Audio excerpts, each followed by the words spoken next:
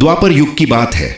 वृंदावन में श्री कृष्ण अपने बाल सखाओं और गोपियों के साथ आनंद से रहते थे।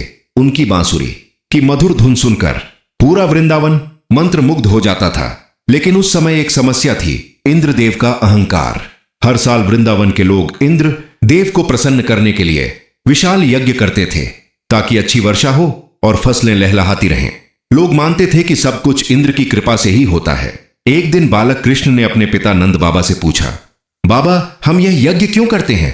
नंद बाबा ने उत्तर दिया, बेटा, इंद्रदेव वर्षा करते हैं, इसलिए हम उन्हें प्रसन्न करते हैं। कृष्ण मुस्कुराए और बोले, लेकिन बाबा, क्या हमारी मेहनत, हमारे पशु और यह गोवर्धन पर्वत हमारे जीवन का आधार नहीं है? हमें प्रकृति और कर्म का सम्मान करना चाहिए। नंद बाबा और सारे ग्वाले कृष्ण की बातों से प्रभावित हो गए।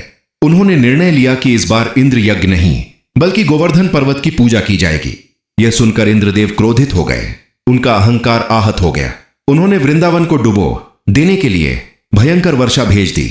आकाश से मूसलाधार बारिश होने लगी, बिजली कड़कने लगी, पूरा वृंदावन जलमग्न होने लगा। डरे हुए ग्वाले, गोपियां और पशु श्री कृष्ण के पास आए। कृष्ण ने शांत स्वर में कहा, डरो मत। तभी उन्होंने अपने छोटे से हाथ की छोटी उंगली पर गोवर्धन पर्वत उठा लिया। सभी लोग और पशु उस पर्वत के नीचे सुरक्षित आ गए। 7 दिन और 7 रातें कृष्ण ने गोवर्धन पर्वत उठाए रखा। इंद्रदेव यह देखकर स्तब्ध रह गए। उन्हें अपनी भूल का एहसास हुआ।